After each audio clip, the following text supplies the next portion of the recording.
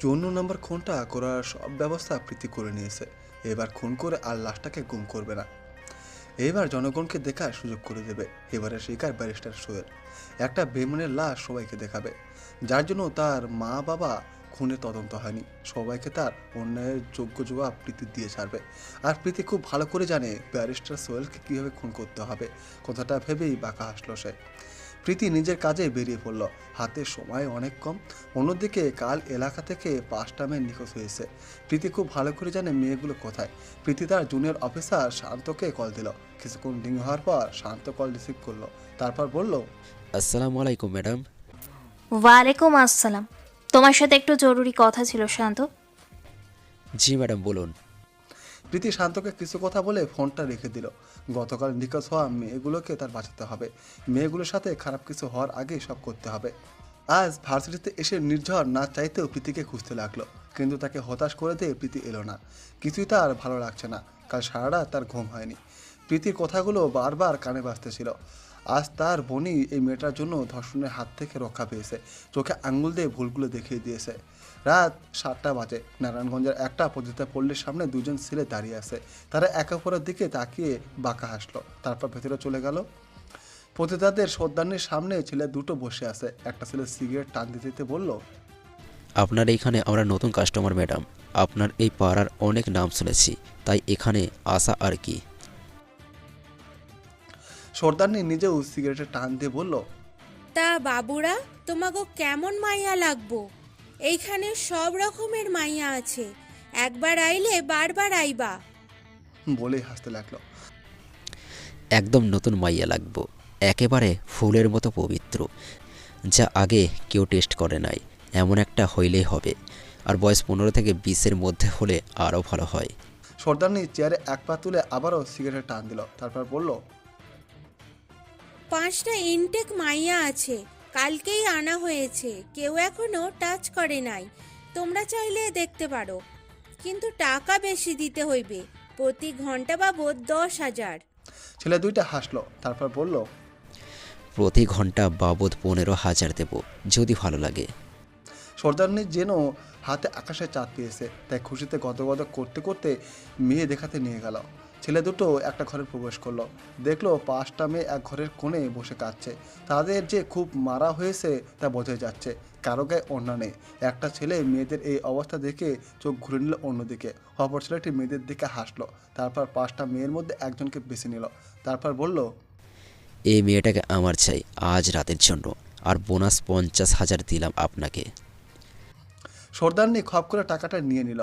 তারপর চাঁদনি নামে একটা মেয়েকে ডাকতে লাগলো। চাঁদনি নামের মেয়েটা ডাক শুনেই দৌড়ে এলো। তারপর বলল, ওই সাদা জামা পরা মাইয়াটারে সাজা সুন্দর কইরা, এই বাবু আজকে ওর লগে থাকবো। জি বলেন। সাদা জামা পরা মেয়েটা ফ্লোরে বসে কাঁদতে লাগলো হাউমাউ করে। চাঁদনি নামের মেয়েটাকে টানতে টানতে নিয়ে গেল। সর্দারনি বলল, নতুন তো তাই কাঁদতাছে, আস্তে আস্তে একদম ঠিক হইয়া যাইব। সর্দারনিকে উদ্দেশ্য করে দ্বিতীয় ছেলেটি বলল, আমার নতুন মেয়ে লাগবে না, কিন্তু মোটামুটি নতুন হলেই হবে। সারা রাত ঘ্যান ঘ্যান শুনতে পারবো না আমি। সর্দারনি দ্বিতীয় ছেলেটাকে নিয়ে গেল অন্য একটা ঘরে। তারপর মেয়ে পছন্দ করতে বলল। রাত 9টা বাজে। ছেলে দুটো দুইটা ঘরে তাদের পছন্দ মতো মেয়ে নিয়ে ঢুকেছে সারা রাতের জন্য। প্রথম ছেলেটি ঘরে ঢুকতে নতুন ধরে নিয়ে আসা মেয়েটা চিৎকার করে কাঁদতে লাগলো। ছেলেটা কোনো কথা বলল না, মেয়েটার দিকে তাকিয়ে রইল। তারপর মেয়েটার পাশে যেয়ে বসলো। মেয়েটা ছেলেটাকে দেখেই দূরে সরে গেল। ছেলেটা হাসলো মেয়েটার কাণ্ড দেখে, কিন্তু তার চোখে পানি টলমল করছে। হ্যাঁ, একদিন এইভাবেই তার গর্ভধারিণী মাও চিৎকার করেছিল, কিন্তু কেউ তাকে দয়া করেনি। ছেলেটা কাঁদতে থাকা মেয়েটার দিকে তাকিয়ে বলল, আমাকে দেখে প্লিজ ভয় পাবে না। তুমি আমাকে যেমন ভাবছো আমি আসলে তেমন নই। আমি তোমাদের বাঁচাতে এসেছি। আর আমি কোনো ছেলে নই, আমি একটা মেয়ে। এই দেখো। ছেলেটা নিজের আলগা দাড়ি গোঁফ আর চুল খুলে ফেললো। তারপর বলল, আমি সিআইডি অফিসার প্রীতিলতা। আমরা এখানে গোপন খবর নিতে নকল রূপ ধরে এসেছি। এখানে কাল পুলিশ আসবে। এখানে কোথায় কোথায় সর্দানি লোক আছে তা জানার জন্যই আজ আসা। এখানে আজ আমাদের 20 জন অফিসার এসেছে। মেয়েটা প্রীতিকে জড়িয়ে ধরলো। তারপর কাঁদতে কাঁদতে বলল, আমাদের বাঁচান আপু প্লিজ, আমরা এখানে থাকতে চাই না। প্রীতি মেয়েটার মাথায় হাত বুলিয়ে তাকে সান্ত্বনা দিল, তারপর বলল, কিছু হবে না তোমাদের, আমরা কাল তোমাদের বাড়ি পৌঁছে দেব, এখন একদম কাঁদবে না। অপরদিকে শান্ত বসে আছে একটা অর্ধনগ্ন মেয়ের সামনে। মেয়েটার দিকে মাথা তুলেও তাকাচ্ছে না, কিন্তু মেয়েটা তাকে বারবার নিজের দিকে আকৃষ্ট করছে। শান্ত নিজের রাগ দমন করতে না পেরে সজোরে মেয়েটাকে থাপ্পড় মারল, তারপর বলল, তখন থেকে বলছি আমার কাছে না আসতে, কিন্তু তুই তো কথাই শুনছিস না। তোরা বেচারা আসলেই পুরুষ দেখলে থাকতে পারিস না। মেয়েটা ফ্লোরে বসে কাঁদতে লাগলো, তারপর নিজের চোখের পানি মুছে বলল, রয়েছি তার হিসেব নেই। হ্যাঁ আমরা বেশ্যা, হ্যাঁ আমরা পুরুষ দেখলে আর থাকতে পারি না, কিন্তু আমাদের বেশ্যা বানায় কারা? হ্যাঁ, আর নিজে যখন এতই ভালো তাহলে এখানে কেন এসেছেন? আর তখন থেকে শুধু প্রশ্ন করেই যাচ্ছেন কেন? আপনার প্রশ্নের উত্তর আমি দেব। হ্যাঁ, আপনি জানেন আমি যদি এখানে একটা কথা আপনাকে বলি আর তা যদি সর্দারানী জানতে পারে তাহলে কি হবে? আপনার লাশটাও কেউ খুঁজে পাবে না। তাই এত প্রশ্ন না করে নিজের চাহিদা মিটিয়ে চলে যান। এখানে কেউ আপনার মতো বসে থাকতে আসে না, বেশ্যাদের দেহ খুবলে খেতে আসে। দেহ খুবলে খাওয়া শেষ হলে চলে যায়। আর এখানে কেউ ইচ্ছে করে বেশ্যা হয় না, তাদের বেশ্যা বানানো হয়, যেমনটা আমার স্বামী আমাকে বানিয়েছে। শান্ত চমকে গেল তার সামনে থাকা অর্ধনগ্ন মেয়েটার কথায়। তার স্বামী তাকে এই পথে এনেছে। যারা গল্পটা নতুন পড়েছেন তাদের জন্য বলবো, গল্পের সিজন 1 আর 2 পড়বেন, নইলে কিছুই বুঝবেন না। গল্পের লিঙ্ক দিয়ে দেবো, তা যদি কেউ খুঁজে না পান তাহলে জানাবেন, আমাকে হেল্প করার চেষ্টা করব। প্রীতি কান্নারত মেয়েটার মাথায় হাত বুলে বলল, আর একবারও কাঁদবে না। আগে আমাকে বলো, এখানে কিভাবে এসেছো? মেয়েটা কাঁদতে কাঁদতে বলল, আমরা কোচিং থেকে বাসায় যাচ্ছিলাম, হঠাৎ করেই 3টা গাড়ি আমাদের সামনে আসে। আমরা কিছু বলার আগেই ওরা আমাদের মুখে কিছু একটা স্প্রে করে, তারপর আর কিছু মনে নেই। আমাদের জ্ঞান ফেরার পর দেখি একটা ঘরে বন্দি। বাসায় যাওয়ার জন্য কান্না করলে ওরা অনেক মারে আমাদের। অপরদিকে শান্তর সামনে বসে থাকা অর্ধনগ্ন মেয়েটা বলল, আমার মা নেই। মা মারা যাবার পর বাবা আবার বিয়ে করেন। সৎমা উঠতে বসতে আমায় মারত। অত্যাচারের শেষ ছিল না, তাই বেশ দিন বাবার বাড়িতে আর থাকা হয়নি। শহরের একজন ব্যাংকারের সাথে বাবা বিয়ে দিয়ে দেন আমার, কিন্তু সে মানুষ হিসাবে একটা জানোয়ার ছিল। উঠতে বসতে আমায় মারত। আমার একটাই অপরাধ, বাবা কেন হোটেল যৌতুক দেননি আমায়। আমার জীবনটা নরক করে দিয়েছিল। তারপর একদিন আমায় বলল আমাকে নাকি বাবার বাড়ি দিয়ে আসবে। অনেক কেঁদেছিলাম সেই দিন, কিন্তু সে শোনেনি। অতঃপর বাবার বাড়িতে নেওয়ার নাম করে আমাকে এখানে নিয়ে আসে। সে আগে থেকেই সর্দারানীর সাথে কথা বলে রেখেছিল, 50,000 টাকার বিনিময়ে এখানে রেখে যায় আমায়। নিজের ইজ্জত বাঁচাতে সর্দারানীর পা ধরে কেঁদেছি, কিন্তু লাভ হয়নি। প্রথম যেই দিন নিজের সম্মান বিসর্জন দিই ওই দিন চিৎকার করে কেঁদেছিলাম। তারপর অভ্যেস হয়ে গেছে। 6 মাস পার হয়ে গেছে এখানে আছি। কত লোকের সাথে শুয়েছি তার হিসেব নেই। শান্ত তার সামনে থাকা মেয়েটার কথা শুনছিল, সে যেন নিজের মাঝে নেই। এতদিন বেশ্যা নামটা শুনলে সে থুতু ফেলত। এক প্রকার প্রীতির জন্যই এই নিষিদ্ধ পল্লীতে সে এসেছে, নইলে এখানে নিজের পা রাখত না। তার মতে পতিতারা ছিল দুনিয়ার সব থেকে আত্মসম্মানহীন মানুষ।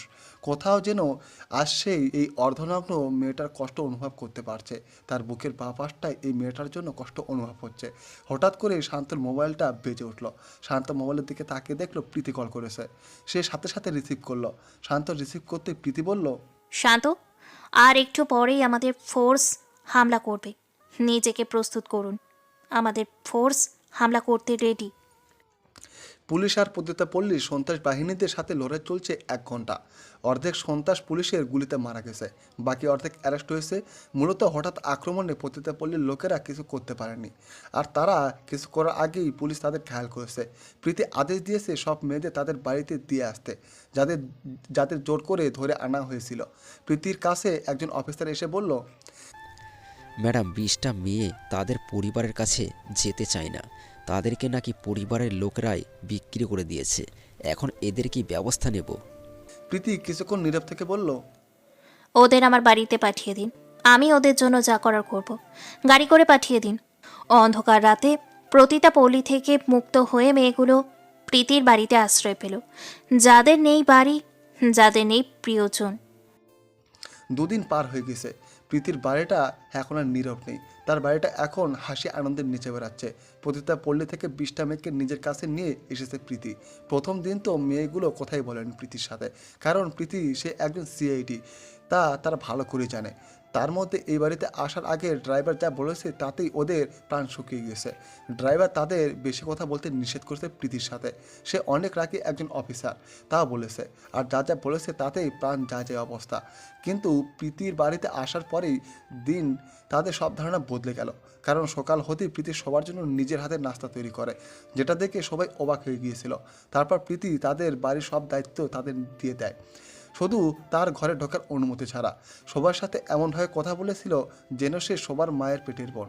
তাছাড়া বছরের পর বছর প্রতিটা পল্লীতে ছিল, তা যেন প্রীতি জানেই না। 20টা মেয়ে তাকে ধরে কেঁদে দিয়েছিল যখন প্রীতি তাদের বোন বলে ডেকেছিল। প্রীতি এখন প্রতিটা পল্লী সর্দারনি আমেনা বেগমের সামনে বসে আছে। সে এখন কারাগারে বন্দি। প্রীতি তার দিকে ঝুঁকে বলল, খুব কষ্ট হচ্ছে তাই না? আমি চাইলে তোকে এখন এখান থেকে বের করে দিতে পারি।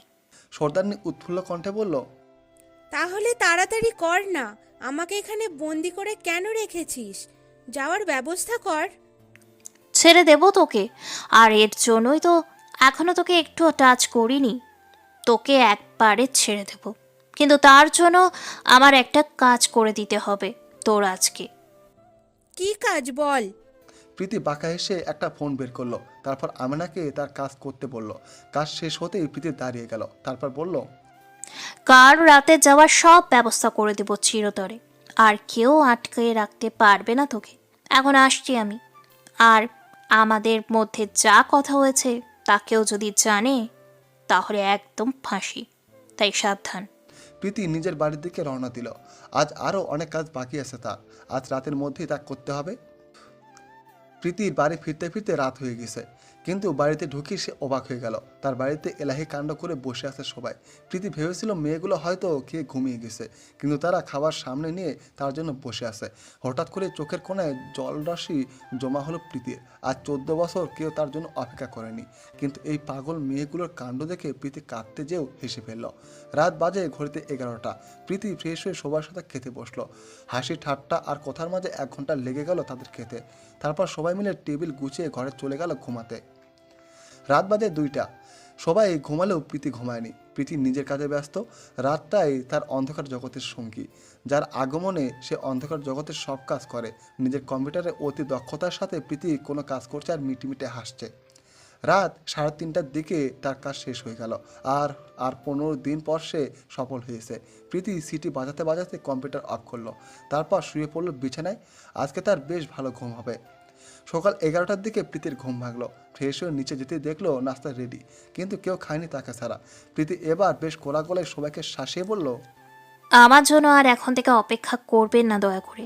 আমি আগেও বলেছি এটা আপনাদের বাড়ি, আর এখনও বলছি এটা আপনাদের বাড়ি। দয়া করে এরপর থেকে নিজেদের আর কষ্ট দেবেন না।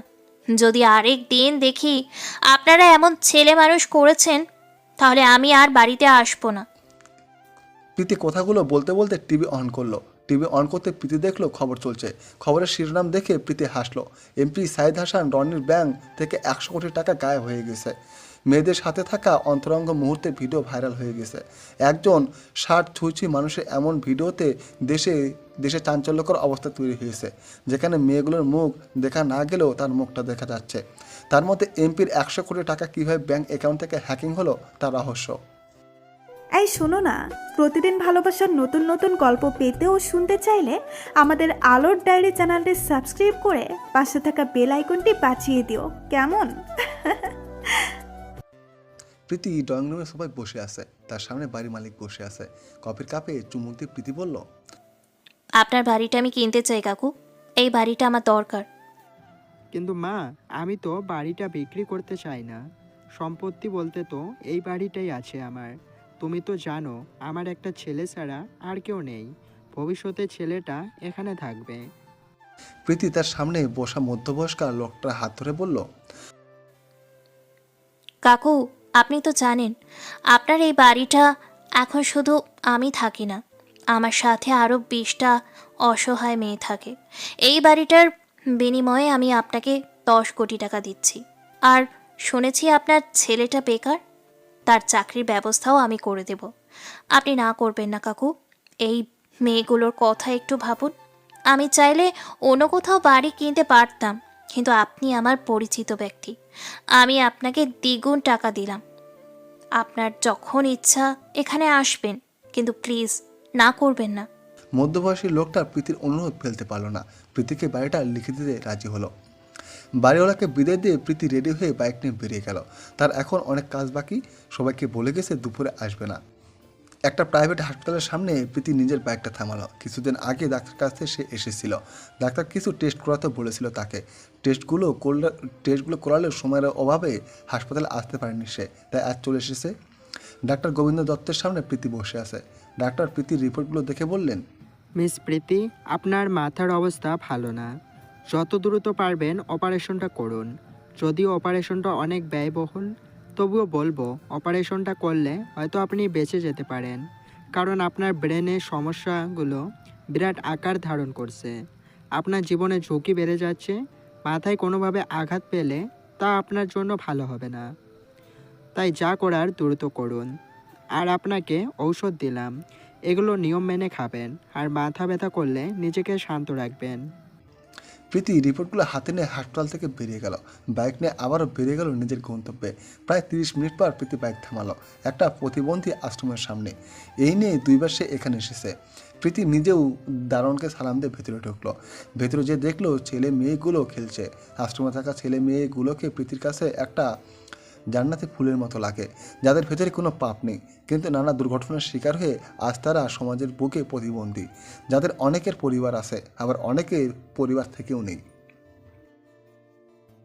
প্রীতি সোজা আশ্রমের ফাদারের কাছে চলে গেল। উনি একজন খ্রিস্টান। ফাদারের সামনে চেয়ার টেনে প্রীতি বসলো। ফাদার প্রীতিকে দেখেই চিনল, কারণ এর আগে যখন প্রীতি এখানে এসেছিল তখন সে বলেছিল সে সব ছেলে মেয়ে চিকিৎসার ব্যবস্থা করাবে। ফাদার মুচকি এসে প্রীতিকে বললেন, তা কি খবর মাই চাইল্ড? জি ভালো, আপনার সাথে একটু বিশেষ দরকার ছিল। জি বলো। গতকাল যখন এসেছিলাম তখন আপনি বলেছিলেন এখানে প্রায় একটা শিশু আছে যাদের চিৎকারের জন্যে অনেক টাকা লাগবে। যাদের চিকিৎসার জন্যে অনেক টাকা লাগবে। আমি তাদের চিকিৎসার সব ব্যবস্থা করতে চাই। তাদের চিকিৎসা করতে যত টাকা লাগবে আমি দেব। আপনি শুধু খরচের পরিমাণ আমাকে জানাবেন। ফাদার নিজের চোখের চশমা খুললেন, তারপর বললেন, আজ পর্যন্ত অনেকে সাহায্যর কথা বলেছে, কিন্তু পরিবর্তে আর এগিয়ে আসেনি। আমাকে এইবার বিশ্বাস করতে পারেন, আমি তাদের মতো এখানে কয়েকটা ভিডিও করতে আসিনি। আমার কয়েকটা লাইভের কোনো দরকার নেই। আমি কাল টাকা নিয়ে আসব। আপনি আজ রাতে টাকার পরিমাণ আমাকে জানাবেন, আমি সব ব্যবস্থা করব। তার নিজের চোখের পানি মুছতে মুছতে বললেন, ঈশ্বর তোমাদের মঙ্গল করুক মা। আমি জানি না তুমি কে, কিন্তু ঈশ্বর তোমার 1000 বছর বাঁচিয়ে রাখুক। তুমি যদি একটু আশ্রমটা ঘুরে দেখতে চাও তাহলে ভালো লাগতো আমার। প্রীতি ফাদারের কথায় সায় দিল। ফাদারের সাথে ঘুরে ঘুরে আশ্রমটা দেখছে প্রীতি। একটু পর ফাদার সব বাচ্চাদের ডাকলো। বাচ্চারা দৌড়ে এলো ফাদারের কাছে। ফাদার প্রীতির দিকে তাকিয়ে বাচ্চাদের বলল, ওর নাম প্রীতি। বাচ্চারা, তোমাদের চিকিৎসা সব টাকা উনি দেবেন। তোমরা আবার সুস্থ হয়ে যাবে। একটা বাচ্চা লাঠিতে ভর দিয়ে হেঁটে প্রীতির কাছে এলো। তারপর মাথা নিচু করে বলল, আপু, আমি না হাঁটতে পারি না, খুব হাঁটতে ইচ্ছে করে, সবার মতো দৌড়ে খেলতে ইচ্ছে করে। তুমি আমার চিকিৎসা করাবে? জানো, আমার মা বাবা কেউ নেই। গত বছর গাড়ি দুর্ঘটনায় মারা গেছে। আর আমার পা অবশ্য হয়ে গেছে, তারপরও আমি হাঁটতে চাই আপু। প্রীতি হাঁটু গেড়ে বসে পড়ল মাটিতে। অন্য একটা মেয়ে এসে বলল, আপু, আমি তোকে দেখতে পাই না। এই দেখো আমার বাম চোখটা ধাঁধা হয়ে গেছে। ডাক্তার বলেছে চিকিৎসা করাতে হবে, কিন্তু তাতে অনেক টাকা লাগবে। আমি দেখতে চাই আপু, সবার মতো দু চোখ দিয়ে দেখতে চাই। অন্য আরেকটা বাচ্চা এসে বলল, আমার কিডনি নষ্ট হয়ে গেছে, একটা কিডনি ভালো আছে, যদি চিকিৎসা হয় তাহলে আমিও ভালো হয়ে যাব। তারপর আরও একটা বাচ্চা মেয়ে প্রীতির কাছে এলো, যার মুখটা পড়া, খুব বৃষ্টিভাবে তার শরীর পড়া। প্রীতির হাত পা কাঁপতে লাগলো বাচ্চা মেয়েটার অবস্থা দেখে। মেয়েটা প্রীতির হাত ধরে বলল, আপু, আমার অপারেশন করাবে তুমি? জানো, সবাই আমাকে দেখে ভয় পায়, কেউ আমার কাছে আসে না। আমারও তো ইচ্ছে করে, আমার তো ইচ্ছা করে এমন হয়নি। আমাদের বয়সেতে আগুন লেগে গেছিল, আগুনে আমার শরীর লেগে যায়। আমার মা মরে গেছে, বাবা আমার কাছে আসে না, আমাকে দেখলে নাকি তার ভয় হয়, তাই এখানে রেখে গেছে।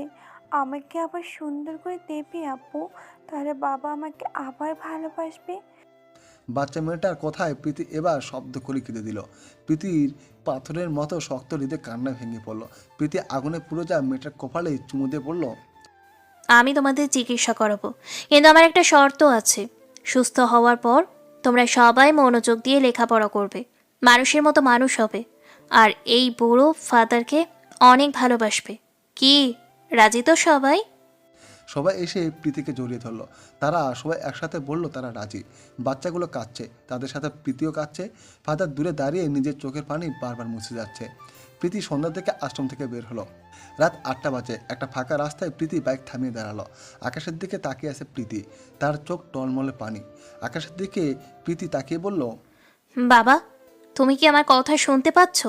তোমাদের কাছে আসার দিন ঘনিয়ে আসছে আমার। কি ভেবেছিলে তুমি?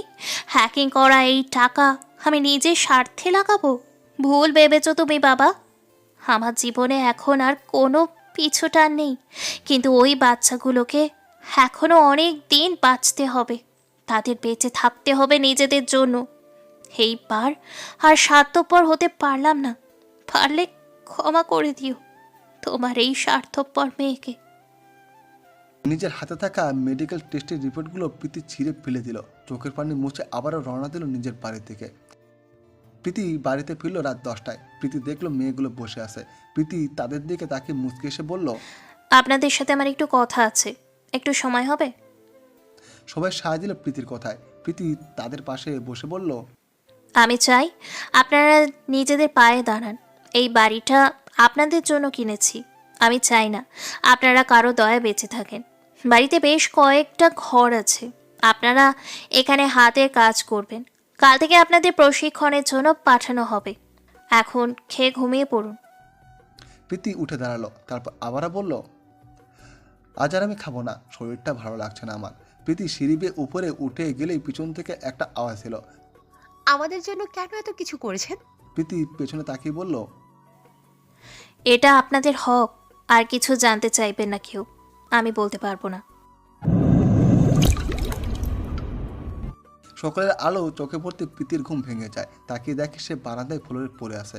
কাল রাতে এখানে বসে সিগারেট খেতে খেতে কখন যে ঘুমিয়ে গেছে বুঝতে পারেনি। চারদিকে তার সিগারেটের ছাই পড়ে আছে। প্রীতি ওয়াশরুমে চলে গেল। তারপর ফ্রেশ হয়ে রুমে আসতেই তার মোবাইলে একটা কল এলো। প্রীতি ফোনের দিকে তাকিয়ে দেখলো তার ভার্সিটির অধ্যক্ষ কল করেছে। প্রীতি ফোনটা রিসিভ করতে ওপাশ থেকে উনি বললেন, কেমন আছো প্রীতিমা? জি স্যার, ভালো আছি। তা হঠাৎ কেন কল করেছেন? আপনার কি কেউ আবার হুমকি দিয়েছে? আসলে মা একটা সমস্যা হয়ে গেছে। ভার্সিটির ডিপি নির্জনকে তো চেনো, সে তোমার ঠিকানা নেওয়ার জন্য কাল থেকে ভার্সিটিতে সমস্যা করছে। আজকে সেও তোমার ঠিকানা চাইছে। আমি বলেছি তুমি আজ আসবে। তুমি একবার আসো মা, নইলে নির্জন কি করে বসে আমি জানি না। ছেলেটা বারবার আমার কাছে আসছে, তোমার অনুমতি ছাড়া আমি কিভাবে ঠিকানা দেব? ঠিক আছে, আমি আসছি স্যার। প্রীতি ফোনটা রেখে দিল। তারপর রেডি হয়ে রওনা দিল ভার্সিটির দিকে। প্রীতি সোজা চলে গেল প্রধান অধ্যক্ষ রুমে। কিছুক্ষণ কথা বলে সে বেরিয়ে গেল। এদিকে প্রীতির আসার খবর নিজের কাছে চলে গেছে। প্রীতি তার ক্লাস শেষ করে ক্যান্টিনে চলে গেল। প্রীতি একটা ফাঁকা চেয়ারে বসে পড়ল। খুব খিদে পেয়েছে তার। প্রীতি নিজের খাবার খাচ্ছিল। হঠাৎ করে তার সামনে কেউ একজন বসে। প্রীতি ওইদিকে তাকায় না তাকিয়ে প্রীতি বলল, আমার খোঁজ কেন করেছিলেন? আপনাদের এখানে পড়ার কোনো যোগ্যতাই আমার নেই, তাই চলে গিয়েছিলাম। আবার কেন আমার খোঁজ করলেন? নাকি অপমান করা বাকি আছে আরও? সামনে বসে থাকা মানুষটা মাথা নিচু করে রইল, মুখে একটা কথা বলল না। প্রীতি অপর মানুষটার দিকে তাকিয়ে বলল, আপনি এই ভার্সিটির ভিপি, আপনি কেন মাথা নিচু করে আছেন? আমি আপনাকে অপমান করতে চাইনি প্রীতিলতা। আপনি আমাদের যতটা খারাপ ভাবেন আমরা আসলে ততটা খারাপ নই। আমরা ওই দিন একটু মজা করতে চেয়েছিলাম শুধু, কিন্তু আমরা মজা করতে চেয়ে আপনাকে হার্ট করে ফেলেছি। আপনি আমায় কিস করেছিলেন, তাই আমারও মাথা ঠিক ছিল না। আমি সত্যি সরি প্রীতি। আপনি আমার বোনকে বাঁচিয়েছেন বলে আমি এই কথাগুলো বলছি না।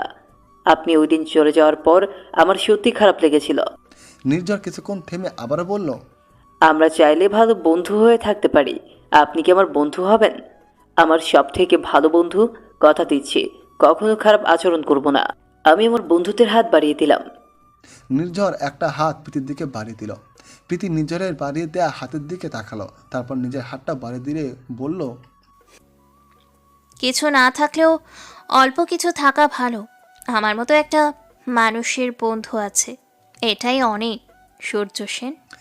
প্রীতির কথার মাঝে একজন বলল, শুধু কি নির্জন তোমার বন্ধু?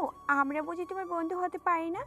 প্রীতি পেছনে তাকিয়ে দেখে নির্ঝরের বন্ধুরা আর মিলা দাঁড়িয়ে আছে। প্রীতি ওদের দিকে তাকিয়ে হাসে। কেউ মাপ চাইলে তাকে মাপ করতে হয়, কেউ নিজের ভুল বুঝতে পারলে তাকে ক্ষমা করতে হয়। প্রীতিও ঠিক তাই করল। রাত বাজে 11টা। দীপ চৌধুরী পুলিশের কাছে গেছে। তার ছেলে দিহান নিখোঁজ। আজ রাতে সে ক্লাবে গিয়েছিল, হঠাৎ করে সে গায়েব হয়ে গিয়েছে। সে কোথায় আছে কেউ জানে না। তার গাড়িটাও পার্কিং করা, কিন্তু তাকে খুঁজে পাওয়া যাচ্ছে না। ছেলের জন্য দীপ চৌধুরীর মাথা ঠিক নেই। ছেলের জন্য সে সব করতে পারে, চারিদিকে সে লোক লাগিয়ে দিয়েছে ছেলের জন্য। তার ছেলের কিছু হলে সে বাঁচবে না। রাত 1টা বাজে। দীপ চৌধুরীর চোখে ঘুম নেই। দিয়ানকে কোথাও খুঁজে পায়নি। বাড়ির অবস্থা ভালো না। তার স্ত্রী ডায়না ছেলের জন্য কাঁদছে। হঠাৎ করে দীপ চৌধুরীর মোবাইলটা বেজে ওঠে। নাম্বারটা অচেনা দেখেও দীপ রিসিভ করলো। দীপ কিছু বলার আগে ওপাশ থেকে একটা মেয়েলি কণ্ঠ ভেসে এলো। মেয়েটা বলল, ছেলের জন্য চিন্তা হচ্ছে তাই না? কিন্তু তাকে তো খুঁজে পাবেন না, সে তো আমার কাছে। এই মেয়ে, কে তুমি? কি চাই তোমার? হ্যাঁ, আমার ছেলে কোথায়?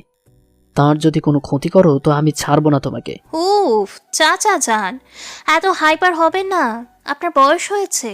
বেশি হাইপার হলে তো আপনার হার্টের সমস্যা হবে। আপনি তো আমার হাতে মরবেন। তাই নিজেকে ততদিনের জন্য সুস্থ রাখুন। এই কে তুই? তোর কত বড় সাহস আমায় হুমকি দিস? সাহস থাকলে নিজের নাম বল। যদি বলি প্রীতিলতা। একদম মিথ্যা বলবি না। ওকে নিজের হাতে খুন করেছি আমি, আমার চোখের সামনে ও মরেছে। দীপের মাথা ঠিক নেই। সে কি বলছে তার নিজেও জানে না। ফোনের ওপাশে থাকা মেয়েটা হাসে, তারপর বলল, নিজের করা খুনের কথা এভাবে স্বীকার করতে নেই। দেওয়ালেরও কান আছে চাচা যান। প্রীতিলতা যে আছে এই প্রমাণ আপনি কালকেই পেয়ে যাবেন। আর একটা কথা শুনুন, আমি নিজের হাতে ওসমান আর সাকিবকে মেরেছি। আপনি যাকে পাঠিয়েছিলেন আমার ভাইয়ের ছেলে মেয়েকে মারতে, তাকেও খুন করেছি আমি। এইবার এমপি সাঈদ তার ব্যারিস্টার ভাইকে খুন করব। তারপর আপনার পালা। গুনে গুনে 5টা খুন করব। তারপর কথা দিচ্ছি ভালো হয়ে যাব। আপনি প্রতি মুহূর্তে আমাকে খুঁজবেন, কিন্তু পাবেন না। আপনাকে আমি একেবারে শেষ করে দেব। নিজের ছেলের মরার মুখ দেখার জন্য প্রস্তুত হন। আপনাদের সব কিছু কেড়ে নেব। আমার থেকে প্রতি মুহূর্তে চাইবেন, কিন্তু পাবেন না। আমার উপস্থিতি টের পাবেন, কিন্তু আমায় ধরতে পারবেন না। ওপাশ থেকে ফোনটা রেখে দিল। দীপ চৌধুরী ঘামছেন, তার মানে ওসমান আর শাকিল নেই। সারা রাত বাড়িতে যায়নি প্রীতি। দরকারি কাজ আছে তার, তাই বাড়িতে যেতে পারবে না সে। পরের দিন সকালে দেশের জনগণের মাঝে টানটান উত্তেজনা, কেননা এমপি শাহেদ হাসান রনির একের পর এক দুর্নীতির তথ্য ফাঁস হয়ে যাচ্ছে। কে ফাঁস করছে এটা কেউ জানে না। গতকাল রাত 3টায় মাদক পাচার গোডাউনে আগুন লেগেছে, যেগুলো এমপি শাহেদের ছিল।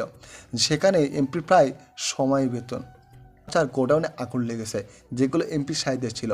সেখানে এমপি প্রায় সময় যেতেন। এই ভিডিও ভাইরাল হয়েছে। এমপি গতকাল রাতেই পালিয়েছে। তার নামে শত কোটি টাকা বিদেশে পাচারের অভিযোগ এসেছে। তার বাড়িতে আজ পুলিশের অভিযান হবে। এছাড়াও গতকাল রাতে পুলিশের গুলিতে নিহত হয়েছে এক নারী আসামি। সে জেল থেকে পালাতে গিয়ে মারা গেছেন। সে আর কেউ নয়, কিছুদিন আগে নারায়ণগঞ্জের পল্লী থেকে আটক করা সেই নারী সর্দারনী আমেনা।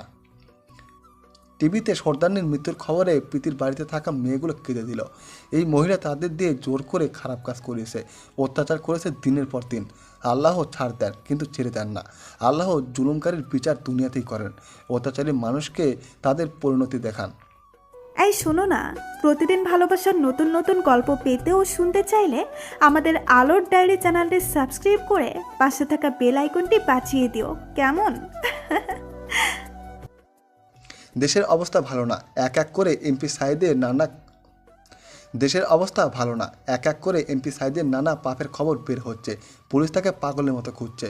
পুলিশ তার স্ত্রীকে আটক করে রেখেছে। সাইদের স্ত্রীর ভাষ্যমতে সাইদ ভোর রাতে বাসা থেকে বের হয়। তার উদ্দেশ্য ছিল দেশ থেকে পালানো। বাড়ি থেকে বের হওয়ার পর কোথাও হয়েছিল, কিন্তু তা পরে আর খোঁজ পাওয়া যায়নি। তার গাড়িটা পড়ে আছে রাস্তায়। অপরদিকে দীপ চৌধুরী নিজের ঘরে বসে আছেন। হঠাৎ করে কাজের লোক এসে দরজায় নক করলো। দীপ বলল, কি হয়েছে? স্যার, আপনার নামে একটা চিঠি এসেছে। দীপ নিচে গেল, গিয়ে দেখলো পিয়ন দাঁড়িয়ে আছে। দীপ সাইন করে চিঠিটা নিয়ে নিল।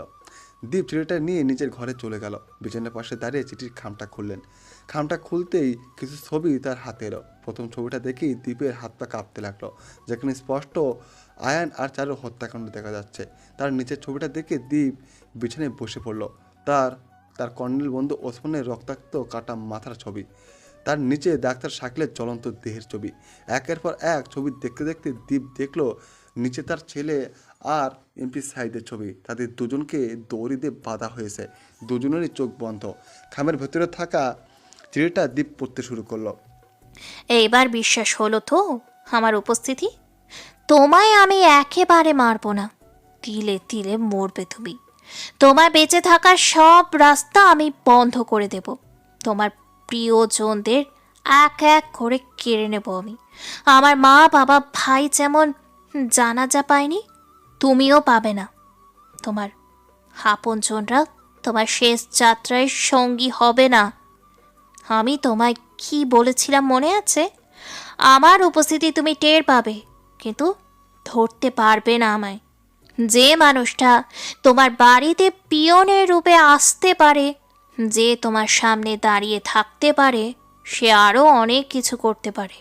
আমি তোমার ছায়া সঙ্গী হয়ে থাকবো, কিন্তু ধরতে পারবে না আমায় তুমি। আজ থেকে তোমার ধ্বংস শুরু হচ্ছে, মিহান চৌধুরী। উপস, সরি, দীপ চৌধুরী। দেখা হচ্ছে আমার রাজ্যে খুব তাড়াতাড়ি। দীপ দৌড়ে বারান্দায় গেল। তার বাড়ি থেকে অনেক দূরে একটা বাইক দাঁড় করানো। বাইকের পাশে থাকা লোকটা যেন বাঁকা হাসলো তাকে দেখে, উপহাস করে যেন চলে গেল তার ভয়াত্মক মুখটা দেখে। দুপুর 3টা বাজে। প্রীতি সিআইডি অফিসে কিছু দরকারি কাগজ দেখছে সে। হঠাৎ করে শান্ত এসে ঢুকলো ভেতরে। শান্তকে দেখে প্রীতি হাসলো। প্রীতি ফাইল দেখতে দেখতে বলল, হঠাৎ আমার কেবিনে কি মনে করে এলে? এমনি ম্যাডাম। ও ম্যাডাম, একটা কথা বলবো? বলো। ওই বেনুনি করা মেয়েটা কেমন আছে? ও বেনুনি করা মেয়ে নয়, ওর নাম জবা। শান্ত অবাক চোখে তাকিয়ে রইল, তারপর বলল, আপনি কি করে তার নাম জানলেন? আর আমি কার কথা বলছি আপনি কি জানেন? প্রীতি বাঁকা হাসে। ফাইলগুলো গুছিয়ে রাখতে রাখতে বলল, যেই মেয়েটার সাথে তুমি রাত্রি যাপন করতে গিয়েছিলে তার কথাই বলছো তো? শান্ত বোকার মতো তাকিয়ে রইল। শান্তর দিকে তাকিয়ে প্রীতি বলল, যেভাবে তার দিকে তাকিয়েছিলে ওই দিন, তাতে শুধু আমি না, সবাই বুঝে যাবে। প্রীতি হাতে একটা ফাইল নিয়ে কেবিন থেকে বের হওয়ার সময় বলল, যদি মেয়েটাকে ভালোবাসো তাহলে আমার বাড়িতে বিয়ের সম্বন্ধ নিয়ে এসো। আমি চেষ্টা করব আমার বোনটাকে তোমার হাতে তুলে দিতে। কাউকে ভালোবাসলে আগলে রাখতে হয়, তার অতীত দিয়ে মানুষটাকে বিচার করতে হয় না। প্রীতি চলে গেল আর শান্ত তাকিয়ে রইল তার যাওয়ার পানে। প্রীতি মানুষটা গম্ভীর হলেও খারাপ না, তার সাথে সহজেই নিজের সমস্যাগুলো বলা যায়। উপর দিক থেকে কঠিন হলেও সে মানুষটা ভালো। রাত ঘড়িতে 8টা। ব্যারিস্টার সোহেল 50 কোটি টাকা নিয়ে একটা নির্জন রাস্তায় দাঁড়িয়ে আছে। তার হাতটা ক্রমশ কাঁপছে অজানা ভয়। আমেনা মারা গেছে। আমেনা শেষবার যে কথাগুলো বলেছিল তা যদি সত্যি হয় তাহলে সে ফেঁসে যাবে। সোহেলের নাম্বারে কল এলো একটা। ফোন ওপর পাশ থেকে বলল, টাকা ওখানে রেখে রাস্তার ডান দিকে আসো। সোহেল তাই করলো। রাস্তার ডান দিকের বট গাছের কাছে চলে গেল। বট গাছের ডালে একটা ফাঁসি দড়ি ঝুলেছে, তার নিচে একটা টুল দাঁড় করানো, টুলের উপর একটা ধারালো ছুরি রাখা। সোহেল তাকিয়ে দেখলো একটু দূরেই কেউ একজন এগিয়ে আসছে। চাঁদের আলোয় তার মুখটা স্পষ্ট হতেই সোহেল চমকে গেল। সোহেল কাঁপা কণ্ঠে বলল, তুমি এখানে কি করছো? আপনি যার অপেক্ষা করছেন আমি সেই প্রীতিলতা। আমি সবাইকে তোমার ব্যাপারে বলে দিব। সে রাস্তা আমি খোলা রাখিনি, চেষ্টা করতে পারো, কিন্তু তাতে লাভ হবে না। আমাকে প্লিজ মাফ করে দাও। লাভ নেই, হয় তোমার মৃত্যু নয়তো তোমার মেয়ের ভিডিও ভাইরাল, কোটি মানুষ দেখবে তাকে। মোবাইলে আবার কল এলো। সোহেল টুলে থাকা ছুরিটা হাতে নিয়ে নিল। সে নিজেও জানে তার সব রাস্তা বন্ধ। সামনে থাকা মানুষটার কথা মতো নিজের হাত নিজে কেটে লিখতে লাগলো, আমি সত্যকে মিথ্যা বানিয়েছি আর মিথ্যাকে সত্য বানিয়েছি, তাই এটাই আমার শাস্তি। সোহেল টুলের উপর দাঁড়িয়ে পড়লো, তারপর গলায় ফাঁসি ধরি লাগিয়ে নিল। তার চোখ থেকে এক ফোঁটা পানি গড়িয়ে পড়লো। পায়ের ধাক্কা দিয়ে টুলটা সরিয়ে দিল সে। সোহেল ছটপট করতে করতে লাগলো। একটা সময় শান্ত হয়ে গেল।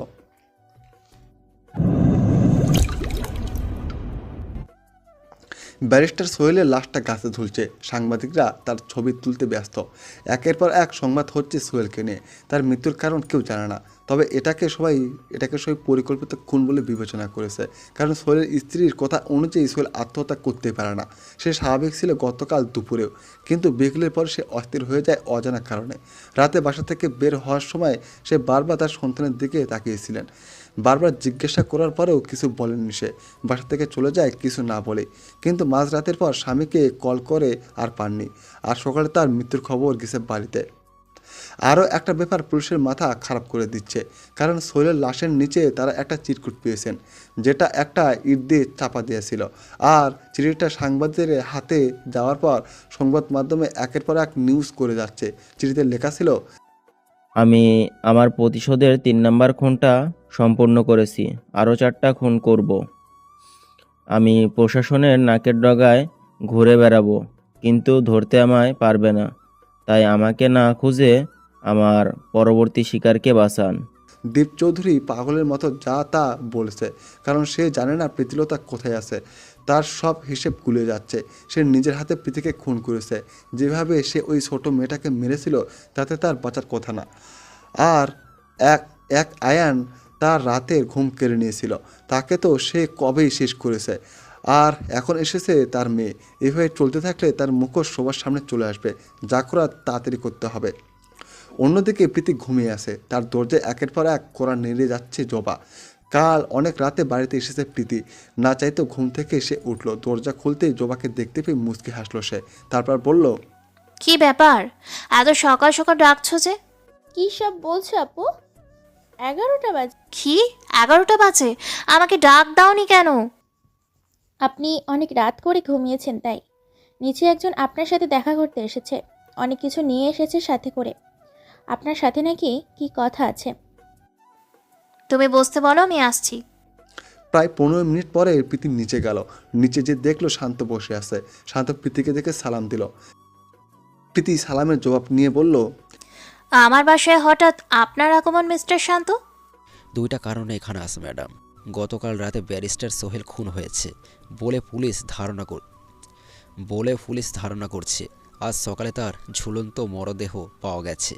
আপনাকে এসিপি স্যার জরুরিভাবে ডেকেছেন। হয়তো এই কেসটা আপনাকে দিতে চাইছেন উনি। কী সব বলছো? এমপি সাইদের ভাই সোহেল মারা গেছে?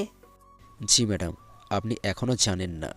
আর খুনি এর আগেও খুন করেছে, সামনে আরও 4টা খুন করবে। এমনটা একটা চিরকুটে আমরা পেয়েছি। আপনি তাড়াতাড়ি স্যারের সাথে দেখা করুন। এই কেসের সমাধান করতেই হবে ম্যাম। উপর মহল থেকে কড়া আদেশ এসেছে। ওকে, আমি নিজেই এর সমাধান করে দেব। আমি যাব এমপি স্যারের কাছে। এবার বলো, দ্বিতীয় কারণটা কি এখানে আসার? প্রীতি মুচকি হেসে বলল। শান্ত কিছুটা নীরব থেকে বলল, আমি আপনার বোন জবাকে বিয়ে করতে চাই। জবা একটু দূরে দাঁড়িয়েছিল। শান্তর মুখ থেকে এমন বাক্য শুনতে সে কেঁপে উঠল। কি বলছে এই লোকটা? জবা শান্তর দিকে তাকিয়ে রইল। শান্ত একবার জবার দিকে তাকিয়ে আবার চোখ ফিরিয়ে নিল। প্রীতি শান্তর দিকে তাকিয়ে বলল, আমার বোন আগে পতিতালয়ে ছিল, তার একটা বিয়েও হয়েছিল। আপনি এগুলো জেনেও বিয়ে করবেন? আমার তাতে কিছু যায় আসে না ম্যাডাম, আমি শুধু তাকে নিয়ে একটু ভালো থাকতে চাই, আর কিছু না। আমি কাউকে বিয়ে করব না। হঠাৎ এমন কথায় শান্ত চমকে গেল। জোবার দিকে তাকিয়ে দেখলো সে কাঁদছে। জোবা কাঁদতে কাঁদতে বলল, আমি কোনো দিন বিয়ে করব না। দয়া করে আমাকে নিয়ে আর খেলতে আসবেন না। জোবা কাঁদতে কাঁদতে নিজের ঘরের দিকে চলে গেল। শান্ত তাকিয়ে আছে জোবার যাওয়ার পানে। প্রীতি শান্তর দিকে তাকিয়ে বলল, অনেক দিনের কষ্ট মনের ভেতরে পুরুষ মানুষের দ্বারা আঘাত পেয়েছে। গা শোকাতে একটু সময় নেবে, কিন্তু তাই বলে হাত পা গুটিয়ে বসে থাকা যাবে না। পুরনো ক্ষত আবারও জেগে উঠেছে। যাও তার কাছে, তোমাকে তার প্রয়োজন। প্রীতির কথা শেষ হতেই শান্ত জোবার রুমের দিকে দৌড়ে গেল। মেয়েটা বিছানায় পড়ে কাঁদছে। শান্ত তার পাশে যেয়ে বসলো। জোবার কান্নার শব্দ হচ্ছে। শান্তর হঠাৎ করেই রাগ হলো খুব। সে কি এই বোকা মেয়েটাকে মেরেছে নাকি যে কাঁদছে? শান্ত জোবার হাতটা শক্ত করে ধরলো, তারপর হেসকার টান দিয়ে বসালো। হঠাৎ হঠাৎ টান পরে জোবাও অবাক হয়ে গেল। শান্ত জোবার দুই গালে হাত রেখে বলল, কাঁদছো কেন? আমি কি মেরেছি তোমাকে? জোবা শান্তর হাত নিজের থেকে ছাড়িয়ে নিয়ে বলল, খুব তো ওই দিন ভালো মানুষই দেখিয়েছিলেন। সব খুলে যখন দিয়েছিলাম তখন তো ফিরেও তাকাননি। তা এখন কেন বিয়ে করতে আসছেন? নিজের ইচ্ছে মতো ভোগ করতে? তো নিন, ভোগ করুন, তারপর চলে যান। জোবা কথাটা বলে নিজের ওড়না খুলতে গেল। শান্ত তাকে ঠাটি এক চর মেরে দিল। জোবা ছিটকে বিছানায় পড়ে গেল। শান্ত এবার চিৎকার করে বলল, আর একবার যদি উল্টাপাল্টা কথা বলেছে তো জানে মেরে দেব। আমি ভোগ করতে এসেছি না। কি আছে একটা মেয়ের দেহ যে তাকে ভোগ করা লাগবে? আর ভোগ করার যদি ইচ্ছা থাকতো তাহলে ওই রাতেই সব করতে পারতাম। বিয়ে করার কোনো দরকার ছিল না। আর হ্যাঁ, বিয়ের পর নিজেরটা আমি ঠিকই বুঝে নেব। আর কখনো যদি নিজের কাপড় খুলেছো তাহলে একেবারে গলা টিপে মেরে ফেলবো। কেন বিয়ে করবেন আপনি? কেন? আপনি জানেন না আমি আগে পতিতালয়ে ছিলাম? রোজ 5-6 জনের সাথে থেকেছি। 6 মাসে কত লোকের সঙ্গে থেকেছি তার হিসেব নেই। এই দেহ দেওয়ার মতো আর কিচ্ছু নেই, সব কুকুর শিয়ালে খেয়ে গেছে। এখন আপনার কি চাই? হ্যাঁ, শান্ত জোবাকে নিজের কাছে নিয়ে এসে বলল, আমার তোমাকেই চাই, বুঝছো? আর সেটা নিজের ভালোবাসার মানুষ হিসেবে। কাল আমি সব নিয়ে আসব। কালকেই আমাদের বিয়ে হবে। সুন্দর করে সাজবে কাল। আর বেশি চালাকি করলে একদম উঠিয়ে নিয়ে যাব। জোবা আবার কেঁদে দিল। তারপর বলল, আমি বিয়ে করব না। শান্ত জোবাকে নিজের বুকে চেপে ধরে বলল, আমি বিয়ে করব। তোমার চাওয়া আর না চাওয়া আমার কি? তোমার ভালোবাসা আমার লাগবে না। আমার ভালোবাসাই যথেষ্ট। প্রীতি দরজার কাছে দাঁড়িয়ে দুজনেই ঝগড়া দেখছে। কেন জানি তার আজ খুব আনন্দ লাগছে। দুটো ভালোবাসার মানুষ ভালো থাকুক, আর কি চাই এই জীবনে। প্রীতি আর দাঁড়ালো না, বেরিয়ে গেল নিজের কাজে। সোহেলের লাশ পোস্টমর্টমে নেওয়া হয়েছে। সোহেলের খুনের কেস প্রীতির কাছে এসেছে। এই কেসটা সেই সমাধান করবে তার ফোর্স নিয়ে। রাত ঘড়িতে 10টা বাজে। প্রীতি বসে আছে একটা চেয়ারে। তার সামনে একটা লোক বসে আছে। চেয়ারের সাথে বাঁধা লোকটা, প্রীতি দৃষ্টি ওই লোকটার দিকে। প্রীতি নিজের ফোনটা বের করলো। তারপর সোহেলের ফাঁসিতে ঝোলার সময় ছটফট করে ভিডিও চেয়ারে বাঁধা লোকটাকে দেখাতে লাগলো। চেয়ারে বাঁধা লোকটা শব্দ করতে লাগলো। একটা কথাও সে বলতে পারলো না। তার মুখটা একটা শক্ত কাপড় দিয়ে বাঁধা। লোকটার ভয়ে হাত পা কাঁপছে। তার চোখে পানি চলে এসেছে। হঠাৎ করে প্রীতি লোকটার দুগালে শক্ত করে চেপে ধরে বলল, কষ্ট হচ্ছে খুব? হ্যাঁ, নিজের ভাইয়ের ছটপট করা দেহটা দেখে তোর কষ্ট হচ্ছে? খুব কষ্ট হয় না নিজের ছোট ভাইকে, বোনকে মরতে দেখে? জানিস, আমারও কষ্ট হয়েছিল, খুব কষ্ট হয়েছিল 14 বছর আগে।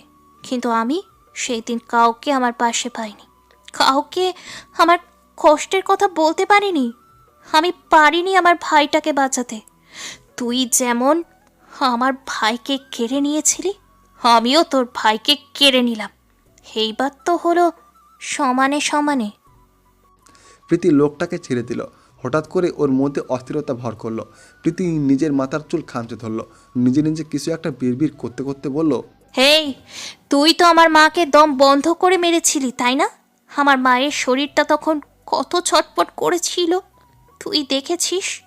আমার মা কষ্ট সহ্য করতে না পেরে বিছানার চাদর খামচে ধরেছিল। কিন্তু তোদের মনে একটুও দয়া হয়নি ওই দিন। আমিও দয়া করব না আজকের খবরে তোর ভাইকে দেখাচ্ছে, কিন্তু কালকের খবরে থাকবি তুই। তোকে আমি মারব না, কিন্তু তোর এমন হাল করব যে তুই প্রতি মুহূর্তে মরতে চাইবি, কিন্তু তুই মরতেও পারবি না। প্রীতি বাইরে চলে গেল বিড়বিড় করতে করতে। প্রীতি কিছুক্ষণ পর ফিরে এলো, কিন্তু এবার আর সে একা ফিরল না, তার সাথে দুইটা ক্ষুধার্ত কুকুর এসেছে। কুকুর দুটোকে দেখে চেয়ারে বাঁধা লোকটার ভয়ে আত্মা কাঁপছে। প্রীতি মাথাটা কাত করে বলল, কি ভয় লাগছে? আমি সব ভয় কাটিয়ে দেব এবার তোর। প্রীতির হাতে একটা ধারালো ছুরি। ছুরিটা হাতে নিয়ে প্রীতি বলল, কি এমপি সাহেব, ভয় পাচ্ছ বুঝি? তোমার ভাইও ভয় পেয়ে মরেছে। তোমার ভাইয়ের কেসটা আমিই সামলাবো। তোমার সামনেই আমি থাকবো প্রতিদিন, কিন্তু কাউকে কিচ্ছু বলতে পারবে না তুমি। কাল সকালে আবার আমাদের দেখা হবে, কিন্তু একটু ভিন্নভাবে। এখন আমি তোমার সামনে তোমারই জম, আর কালকে তোমার থাক, আর বলবো না।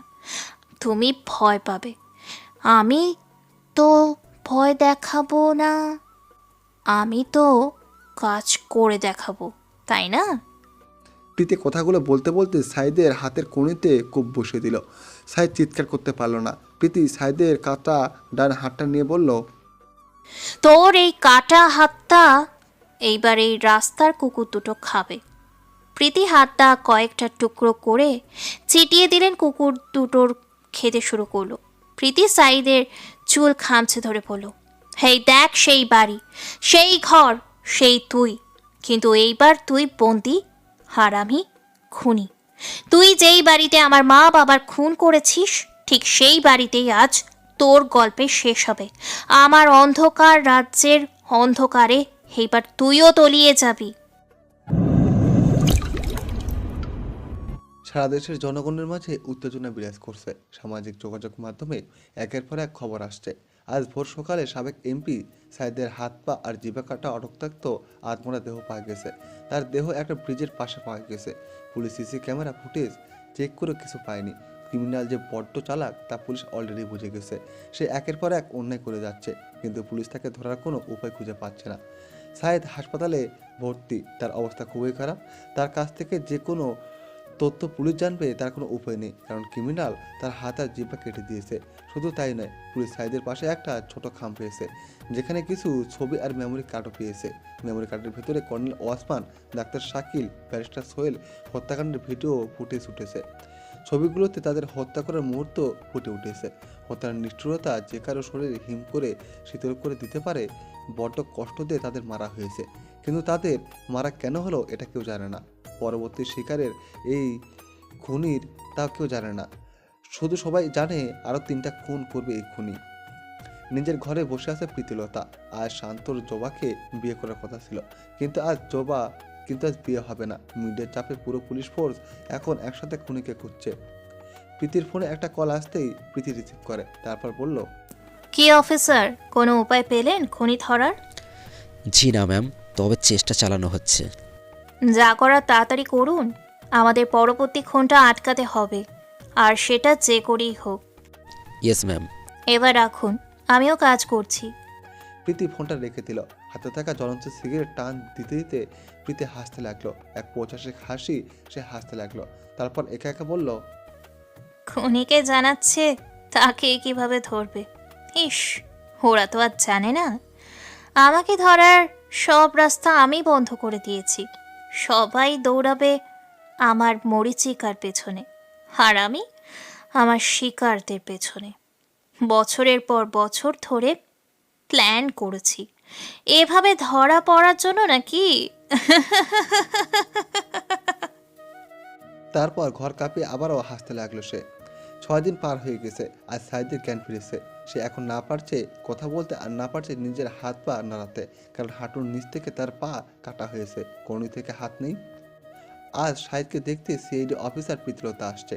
তার ফোর্স নিয়ে সাইদ যদি কিছু বুঝতে পারে খুনির ব্যাপারে, এই আশায় তারা যাচ্ছে। প্রীতি আইসি এর সামনে এসে তার লোকদের বলল, আপনারা এখানেই থাকুন, আমি একা গিয়ে তাকে দেখে আসছি। এমনিতেই সাবেক এমপি সাহেব অসুস্থ। প্রীতির লোকেরা সহমত পোষণ করলো। প্রীতি দরজা ঠেলে ভেতরে ঢুকলো। ভেতরে দুজন নার্স ছিল। প্রীতির ইশারায় তাদের বাইরে যেতে বললো। নার্স দুটো চলেও গেল। প্রীতি একটা টুলে বসলো। অন্যদিকে প্রীতিকে দেখে সাইদ কাঁপছে। প্রীতি বাঁকা এসে বলল, ভয় লাগছে খুব? আহ, এত ভয় পেলে চলে নাকি? তুমি জানো এই অবধি আমি 44টা খুন করেছি, তাও নিজের হাতে। কিন্তু তোমার কেন যেন খুন করতে ইচ্ছে করলো না। তোমায় একেবারে মারার থেকে বারবার মরতে দেখতে আমার অনেক ভালো লাগবে। আজ থেকে তোমার অধ্যায় এখানেই আমি শেষ করলাম। আর হ্যাঁ, আমার পরবর্তী শিকার খুব তাড়াতাড়ি আমার কাছে ধরা দিতে যাচ্ছে। By deer. প্রীতি উঠে দাঁড়ালো। তারপর দরজা খুলে বাইরে এলো। তারপর মুখে কিছু একটা কষ্ট ফুটিয়ে বলল, ওনাকে দেখে বড্ড খারাপ লাগছে। উনি কোনো কিছু বলার অবস্থায় নেই। তার থেকে বরং চলুন আমরা আমাদের কাজ করি। প্রীতি তার প্রশ্নে চলে গেল। দীপ চৌধুরী কারোর সাথে ফোনে কথা বলছে। সে বলল, তুমি বুঝতে পারছো না কেন ও আমাদের কাউকে ছাড়বে না? আমরা কেউ বাঁচবো না, এক এক করে সবাই শেষ হয়ে যাচ্ছে। এরপর কার সিরিয়াল আমরা কেউ জানি না। 7 জনের মধ্যে 4 জনকেও শেষ করে দিয়েছে, আমরা 3 জন আছি। ওপাশ থেকে দীপকে কিছু একটা বলা হলো। দীপ ওপাশের কথা শুনে বলল, তোমার প্ল্যান কাজ করবে তো? যদি কাজ করে তাহলে এইবার ওকে নিজের হাতে দ্বিতীয়বার মারবো। অন্যদিকে আবেশ তার ছেলে মেয়ের কাছে বসে আছে।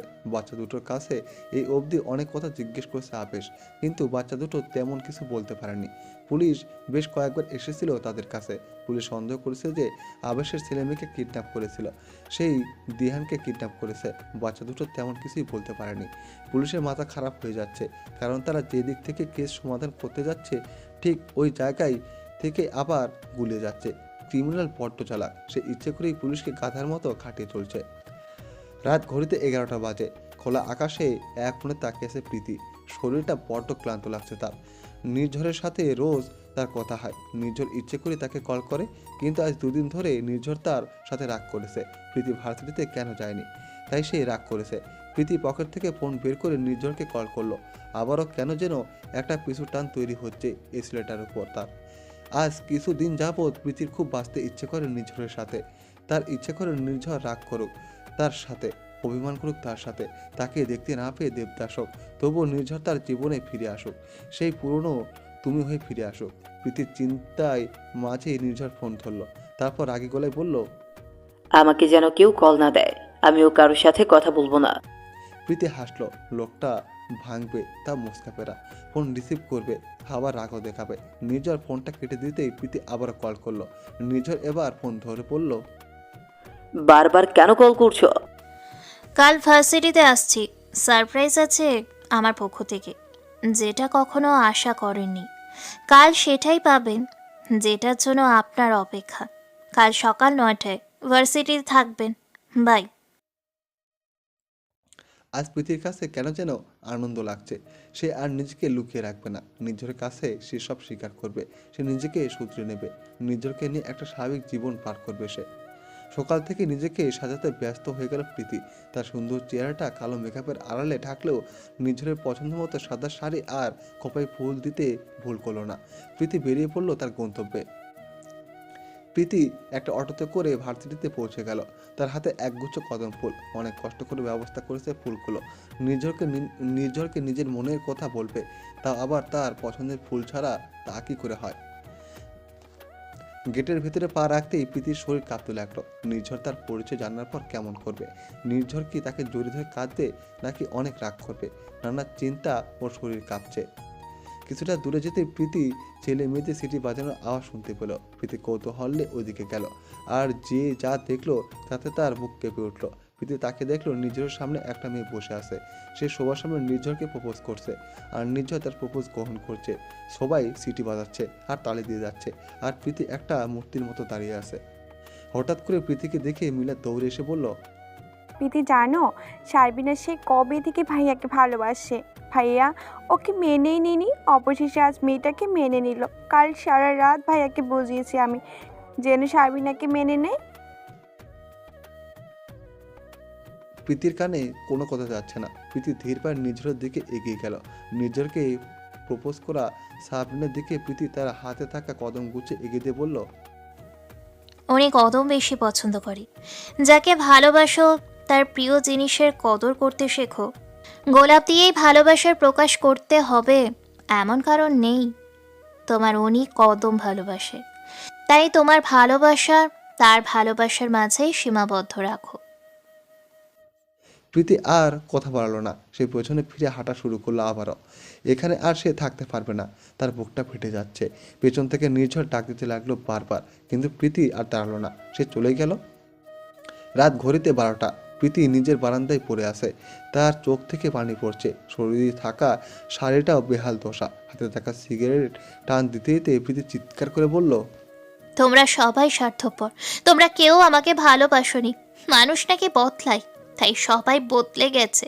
আমি তো বদলাতে পারলাম না। আমি তো হাজার চেয়েও বদলাতে পারলাম না। বেঁচে থাকার একটা পিছু টান চেয়েছিলাম, কিন্তু তাও আমার সঙ্গী হলো না। আমার অপরাধটা কোথায়? আমার কি একটু ভালোবাসার অধিকার নেই? আমার কি বেঁচে থাকার অধিকার নেই? তোমরা সবাই স্বার্থপর। জীবনের পেছনে ছুটতে ছুটতে আজ আমি ক্লান্ত হয়ে পড়েছি। আর পারছি না আমি। কান্নায় ভেঙে পড়ল প্রীতি বারান্দার ফ্লোরে। বেশ কিছুদিন পার হয়ে গেছে। গতকাল শান্ত আর জোবার বিয়ে হয়েছে। এক প্রকার জোর করে জোবাকে বিয়ে করেছে শান্ত। প্রীতিও শান্তকে কিছু বলেনি। কেউ যদি নিজের ভালোবাসার মানুষকে কাছে পেতে একটু কঠোর হয়, হোক। অন্যদিকে প্রীতি নিজের রুমে বসে কিছু কেসের তথ্য দেখছিল। হঠাৎ করেই তার ফোনটা বেজে উঠল। কিছুটা বিরক্ত হলো প্রীতি, কিন্তু ফোন দাতার নাম দেখে প্রীতি হালকা হাসলো। ফোনটা তুলতেই অপর পাশ থেকে বলল, কেমন আছিস মা? এই তো ভালো আছি। আপনারা কেমন আছেন? আমরা মরে গেলেও তো তোর কিছু যায় আসে না। দয়া করে আর কখনো এইসব কথা বলবে না। আমার কষ্ট হয় এসব শুনতে। সিলেট থেকে যাওয়ার পর একবারও এসেছিস কি এই বুড়ো মা বাবাকে দেখতে? তোমাদের ভালোর জন্য আমি চলে এসেছি। আমি থাকলে তোমাদের বিপদ হতে পারতো। তোমরা ছোট থেকে আমার বড় করেছো, লেখাপড়া শিখিয়েছো, মৃত্যুর হাত থেকে বাঁচিয়ে এনেছো। আর কি চাই বলো? আমি চাই তোমরা ভালো থাকো। আমার জীবনে সবটুকু ভালো দিয়ে হলেও ভালো থাকো। আমাদের কেন নিজের মা ভাবতে পারিস না মা? কেন বারবার মনে করিয়ে দিস যে আমরা তোকে লালন পালন করেছি? আমি এমন একটা রাস্তার পথিক, যে রাস্তায় মৃত্যুরা থাবা মেরে বসতে পারে। আর মৃত্যু একবার ডাক দিলে আমার যেতে কষ্ট হবে। তাই নিজের জীবনে আর কাউকে জড়াতে চাই না। প্রীতি বাম হাতে চোখে আসা পানি মুছে বলল, বাদ দাও এসব কথা। আগে বলো, রোদ কেমন আছে? তুই যাওয়ার পর ওর অসুখ লেগেই আছে। ওকে কয়েকদিন তোর কাছে নিয়ে রাখবি মা? ছেলেটা বড্ড কাঁদে তোর জন্য। কয়েকদিনের জন্য না, শুধু ওকে আমার কাছেই পাঠিয়ে দাও। আমি ওকে ভালো স্কুলে ভর্তি করিয়ে দেব। আর হ্যাঁ, রাতে কথা হবে। হাতে অনেক কাজ। এখন রাখি, কেমন? প্রীতি ফোন কাটতেই তার মোবাইলে নির্ঝরের কল এলো। প্রীতি ফোনটা রিসিভ করলো না। ফোনটা বাজতে বাজতে কেটে গেল। গত 2 দিন ধরে লোকটা ওকে চালিয়ে মারছে। প্রীতির খুব রাগ হতে লাগলো নির্ঝর নামক মানুষটার উপর। ফোনটা আবারও বেজে উঠলো। এবার বেশ কিছুটা রাগ হয়ে প্রীতি ফোনটা রিসিভ করলো। প্রীতি ফোনটা রিসিভ করে বলল, কি ব্যাপার, বারবার এভাবে কল কেন করছেন? আপনার সাথে আমার কথা আছে প্রীতিলতা। কি কথা বলুন? আপনি ওই দিন চলে গেলেন কেন? ইচ্ছে হয়েছে তাই। আপনার সাথে আমার কিছু কথা আছে প্রীতিলতা। একটু দেখা করবেন আমার সাথে? আপনাকে খুব দেখতে ইচ্ছে করছে। নিমতলায় একবার আসুন প্রীতিলতা। নির্ঝরের করুণ আবদার প্রীতি ফেলতে পারল না। রাজি হয়ে গেল। জামা কাপড় পরে বেরিয়ে গেল নিজের চিরচেনা মানুষটার সাথে দেখা করতে। একটা রিক্সায় করে নিমতলা চলে গেল প্রীতি। রিক্সা থেকে নামতে কিছুটা দূরে কালো শার্ট আর জিন্স পরা একটা যুবক বাইক নিয়ে বসে থাকতে দেখলো। প্রীতি ভাড়া মিটিয়ে হাঁটা দিল ওই দিকে। প্রীতি নির্ঝরের পেছনে দাঁড়াতে নির্ঝর বলল, পেছনে কেন দাঁড়িয়ে আছেন প্রীতিলতা? সামনে আসুন। প্রীতি চমকালো। তাকে না দেখেও কিভাবে নির্ঝর তার অস্তিত্ব টের পেল। তবে কি এখনও নির্ঝরের মনে কোথাও না কোথাও সে আছে? প্রীতি নির্ঝরের সামনে যে দাঁড়ালো, কিন্তু এ কি, এই লোকটার এই অবস্থা কেন? লোকটাকে কেঁদেছে? চোখ মুখ এমন কেন হয়েছে তার? প্রীতি নির্ঝরের দিকে তাকিয়ে বলল, আপনার এই কি অবস্থা সূর্য সেন? আমার এই অবস্থা আপনি করেছেন প্রীতিলতা। আমি আবার কি করেছি? আগে বলুন, আপনি কেন আমার ফোন ধরেননি? আপনি জানেন আমার কিছুই ভালো লাগছিল না আপনাকে ছাড়া। কেন ভালো লাগেনি? আমি জানি না কিছু, শুধু জানি আপনি আমার সাথে রোজ কথা বলবেন। তাতে যাই হোক, আমি এক প্রীতিলতাকে হারিয়েছি, আর এক প্রীতিলতাকে হারাতে পারবো না আমি। একজনকে হারিয়ে আমি মৃত লাশ হয়ে গেছি। আপনার মতো বন্ধু হারিয়ে আমি মরতে চাই না। আমি বুঝি আপনার বন্ধু? নির্ঝর মাথা নেড়ে হ্যাঁ বোঝালো। প্রীতি হালকা হাসলো, তারপর হাত দিয়ে নির্ঝরের মাথায় চুলগুলো ঠিক করতে করতে বলল, এর জন্য আপনি কাঁদবেন বাচ্চাদের মতো? কিছুটা থেমে প্রীতি বলল, আমার একটা ইচ্ছে আছে, পূরণ করবেন? একবার বলেন শুধু। আপনি বিয়েতে আমার পছন্দ মতো পোশাক পরবেন। সাবরিনাকেও আমি নিজের হাতে সাজাতে চাই। আমার এই আশাটা পূরণ করবেন প্লিজ। আপনাকে আমার খুব কাছে মনে হয় প্রীতিলতা, আর কাছের মানুষের ইচ্ছে অপূর্ণ রাখতে নেই। আপনার যেমন ইচ্ছে। সাবরিনা আপনাকে অনেক ভালোবাসে, তাই না নির্ঝর? খুব। আপনি অনেক সুখী হবেন, এতটাই সুখী হবেন যে নিজের অতীতটাও মনে থাকবে না। নির্ঝর আর কিছু বলল না, আকাশের দিকে কিছুক্ষণ তাকিয়ে থেকে বলল, চলুন আপনাকে বাড়ি পৌঁছে দিই। মাত্রই তো আসলাম। আপনাকে কেন জানি না দেখতে ইচ্ছে করেছিল খুব, তাই আসতে বলা। আর হ্যাঁ, পরশু সাবরিনার সাথে আমার আংটি বদল, তাই কাল শপিং করতে হবে। আপনি কাল আমার সাথে থাকবেন? প্রীতি মাথা নেড়ে সায় জানালো, কিন্তু আর কিছু বলল না। নির্ঝর বাইকে উঠে প্রীতিকে বলল, আপনিও আমার পেছনে বসে পড়ুন। আমার বাইকে উঠতে ভয় করে অনেক। প্রীতি নির্ঝরের একটু কাছে যেতেই ছোট একটা মিথ্যে কথা বলে দিল। নির্ঝর মুচকি হেসে বলল, একবার বসুন, তারপর আর ভয় লাগবে না। প্রীতি নির্ঝরের পেছনে বসতে নির্ঝর বলল, এবার আমাকে শক্ত করে ধরুন, তারপর কাঁধে মাথা রেখে চোখ বন্ধ করে রাখুন, দেখবেন আর ভয় করছে না। এই শোনো না, প্রতিদিন ভালোবাসার নতুন নতুন গল্প পেতে ও শুনতে চাইলে আমাদের আলোর ডায়েরি চ্যানেলটি সাবস্ক্রাইব করে পাশে থাকা বেল আইকনটি বাজিয়ে দিও, কেমন? খোলা আকাশের নিচে আর মুক্ত বাতাসে ঘেরা পরিবেশ ভালোবাসার মানুষটার ঘাড়ে মাথা রাখতে কান্না ভালো লাগে, হোক না সেটা ক্ষণিকের জন্য, তবুও ভালোবাসার মানুষের কাছে থাকতে খুব ভালো লাগে। প্রীতি খুব শক্ত করে নির্ঝরকে ধরে রাখলো, নির্ঝরের কাঁধে মাথা রেখে সময়টা অনুভব করতে লাগলো। ক্ষণিকের কাছে আসা যদি প্রেমিকা হৃদয়ের প্রশান্তি দেয় তাহলে ক্ষতি কি? তবুও পিপাসা কাতর হৃদয় একটু সুখের সময় হয়ে আসুক ভালোবাসা। কিছু সময় পর নির্ঝরের বাইক থেমে গেল। নির্ঝর বলল, আপনার বাসাটা কোথায় প্রীতিলতা? আপনার এলাকায় তো চলে এসেছি, কিন্তু এখন কোন দিকে যাব? প্রীতির কোনো হুঁশ নেই, সে চোখ বন্ধ করে এখনও সময়টা অনুভব করছে। প্রীতি সারা শব্দ না পেয়ে নির্ঝর পেছনে তাকালো, আর প্রীতি এখনও নির্ঝরের কাঁধে মাথা দিয়ে আছে। নির্ঝর হাতটা প্রীতির মাথায় রেখে ডাক দিল, প্রীতি, আপনি কি ঘুমিয়ে গেছেন? আমার কথা শুনতে পাচ্ছেন আপনি? নির্ঝরের কথায় প্রীতির হুঁশ ফিরল, সে খানিকটা থতমত খেয়ে গেল, তবুও নিজেকে সামলে নিল সে। প্রীতি নিজের চুল ঠিক করে কিছুটা হাসলো, তারপর বলল, আপনাকে আর যেতে হবে না, আমি নিজেই যেতে পারবো। আপনি এবার যেতে পারেন, আমার বাসা কাছেই, আপনি আর কষ্ট করবেন কেন। ঠিক আছে, আপনি যেমন ভালো বোঝেন। আর হ্যাঁ, কাল কল করলে এখানে চলে আসবেন, আমরা একসাথে শপিংয়ে যাব। ওকে। নির্ঝর আর কথা বাড়ল না। প্রীতিকে নিজের খেয়াল রাখতে বলে নির্ঝর রওনা দিল বাড়ির দিকে, আর প্রীতি নির্ঝরে যাওয়ার পানে তাকিয়ে রইল। নির্ঝর চলে যেতেই প্রীতির মোবাইলে একটা কল এলো। প্রীতি ফোনটা রিসিভ করতে অপর পাশ থেকে বলল, প্রীতিমা, আমি ফাহাদ বলতে চেয়েছিলাম আশ্রমে থাকতে। জি ফাদার, বলুন। বাচ্চাদের চিকিৎসার কি খবর? বাচ্চাদের চিকিৎসার সব ব্যবস্থা হয়ে গিয়েছে, কয়েকজন চিকিৎসা শুরু হয়ে গিয়েছে। খুব ভালো। ওদের স্কুলের কাজ কেমন চলছে ফাদার? ওটাও শুরু হয়ে গিয়েছে, তুমি একদিন এসে দেখে যেও মা। যাব একদিন সময় করে। এখন রাখছি, কেমন? প্রীতি ফোনটা রেখে সিআইডি অফিসারের দিকে রওনা দিল। নির্মমভাবে খুন করা খুনিকে খোঁজা হচ্ছে, প্রীতিও সেই খুনিকে খুঁজছে। মানুষ কখনো নিজের ছায়াকে বন্দি করতে পারে না, কিন্তু সেই ছায়ার পিছনেই মানুষ যখন ছুটে চলে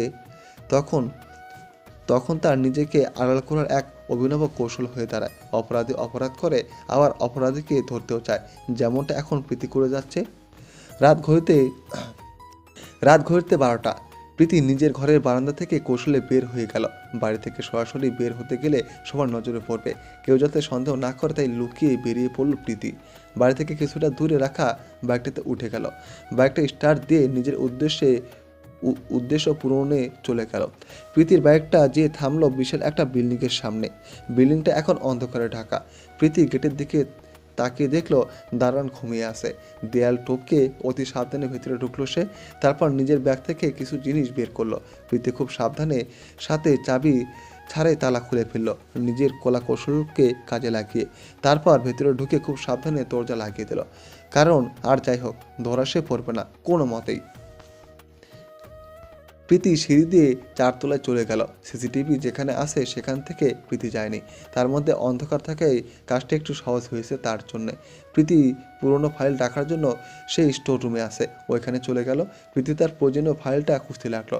খুঁজতে খুঁজতে একসময় সে হাঁপিয়ে গেল। এত ফাইল খুঁজে সে ফাইলটা পেল না। দিশাহারা হয়ে যখন প্রীতি নিজের চুল খামতে ধরল, ঠিক সেই সময় তার চোখ গেল উপরে থাকা একটা ফাইলের দিকে। ফাইলটা ধুলে ঢেকে গেছে। প্রীতি পাশে থাকা ছোট চুলটা দিয়ে উপরে উঠল। ছোট টুলটা দিয়ে উপরে উঠলো। তারপর ফাইলটা নামিয়ে আনলো। হাত দিয়ে উপরে পড়ে থাকা ধুলোগুলো সরিয়ে নিল সে। তারপর ফাইলটা খুলতে তার চোখ চকচক করে উঠলো। হ্যাঁ, এটাই সেই ফাইল যার জন্য আশরাফ খান তার বাবাকে ছাড়েনি, যেটার জন্য তার বাবাকে মরতে হয়েছিল। 14 বছর আগে এই ফাইলটা তাদের বাসা থেকে নিয়ে এসেছিল আশরাফ খান। এই ফাইলের প্রতি পাতায় তার বাবার সাথে করা অন্যের প্রমাণ আছে। প্রীতি ফাইলটা নিজের ব্যাগে ভরে নিল। প্রীতি নিজের মুখটা ঢেকে নিল, তারপর বেরিয়ে গেল। সব কিছুই ঠিক ছিল, কিন্তু সমস্যা হলো যখন সে 2য় তলা থেকে নিচতলা এলো, তার সামনে গার্ড দাঁড়িয়ে আছে বন্দুক নিয়ে। মূলত প্রীতি ভেতরে যাওয়ার অনেকক্ষণ পরে গার্ডের ঘুম ভেঙে যায়। সে ঘুম থেকে উঠে ভেতরে আসে পানি খেতে, কিন্তু এ কি, তালা যে খোলা। তাহলে কি ভেতরে কেউ আসে? গার্ড দ্রুত আশরাফ খানকে কল করে আর নিজে বন্দুক নিয়ে দাঁড়িয়ে থাকে, কারণ ক্রিমিনাল আর যাই হোক তাকে পালাতে হলে নিচেই আসতে হবে, কেননা উপর থেকে পালানোর কোনো রাস্তা নেই। প্রীতিকে বলল, আর একবার নড়লে একদম গুলি করে দেব, স্যার এসেই তোর ব্যবস্থা করবে।